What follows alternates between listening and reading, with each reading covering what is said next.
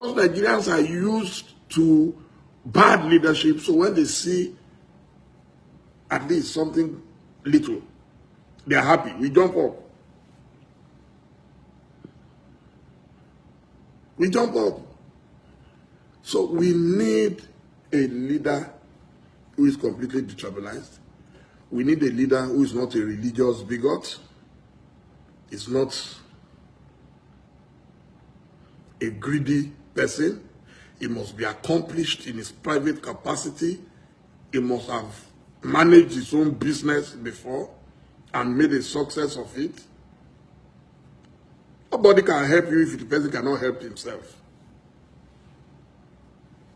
That's why they say everyone helps those who help themselves. You cannot change a country. You don't read any books. You've never read any biography. You've not studied world history. You've not studied philosophy. You've not studied sociology. You don't know anything about anthropology. You don't know anything about anything. You just come. They just put you there. Boom. Figurehead. Sit down. And then people come and worship you. You are the greatest thing to happen. And that's it. There is no way anything is going to change. So a leader too must update and upgrade himself. That's why people like us read all the time. We read about, before I started traveling out of Nigeria, I already knew so many countries. I used to sit with a friend of mine in school. We used to sit down, Sheikh Malagbaju in Ife. We would sit down and be looking at world map. And we say, we're going to fly to London. From London, we're going to go to Honolulu. From Honolulu, we were dreaming because we read about all those places. Look at the institutions. We copy the bad things from other people. We don't copy the good things. How come we copied American presidential system but refused to copy the powerful institutions that sustain that presidential system? If Donald Trump was a Nigerian, there is no way he would have left power. He would have remained by fire by force. So Nigeria should not just go and copy the American style.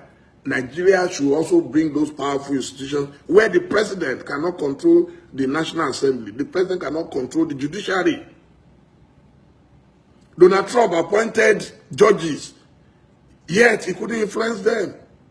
They didn't listen to him when he needed them to help him change the election in his favor. Until we're able to do that, forget it. Nigeria is going to continue to be, as useless as they come. A country that has produced some of the greatest human beings on earth, we're running it as if we're running an abattoir. Cows, we're discussing cows every day. A cow business is a personal, private business. If you want to sell your cow, you want to breed your cow, set it up as a business. Your business stops where mine begins. You cannot bring your cow on my farmland and say I have no right to complain. If you must do any business, do it according to the dictates of running a business.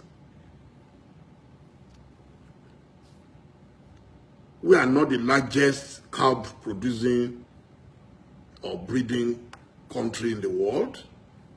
We're not even among the top 20. How come we want to continue to practice archaism? We want to remain in the Stone Age.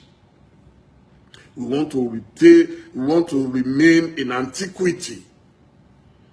People carrying cows up and down inside the bush, inside the forest. And then you endanger the lives of people. A man who studied and went abroad, got his PhD, will come back and one illiterate upstart will just kill him, kidnap him, take his money, kill him inside the bush. Is that how to run a country? So when you say that, then they will say you don't like government. No, I have Fulani friends. Brilliant. Brilliant. So why do we want to reduce an entire race to cow? It's wrong. It's even unfair on the Fulanis. It's unfair on the hardworking Fulanis. It's unfair on the brilliant Fulanis who went to school. You can't bring everybody down. You should be upgrading people. Make sure more of your children go to school. Don't impoverish them. Don't turn people into ignoramuses. Don't turn people into robots. Spend all the money. You have the power. What is the use of power if you cannot use it to empower your people? It's not to empower a few people to become billionaires, emergency billionaires. It is to empower your children. It's to empower your future.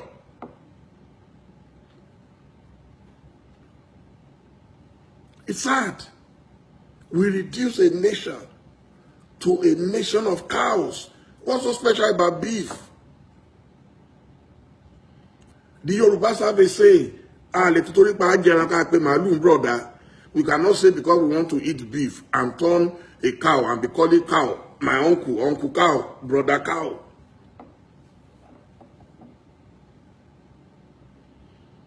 And then we're told that these cattle rearers are not even Nigerians, but they have freedom to come into Nigeria. While we are shutting borders against people in Seme and all those places, we are shutting our borders against people who want to do even their legitimate business. We are shutting borders and complicating life for our children who are going to school in Cotonou, in Lome, in Accra.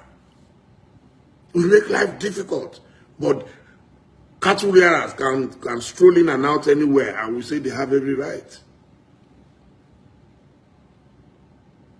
The governors, the minimum I expect the governors to demand and to enforce is that no more cattle wanderers in our forests. No more. If they cannot run their own private business in their own private territories, go and buy land. Upgrade. Upgrade. Buy land.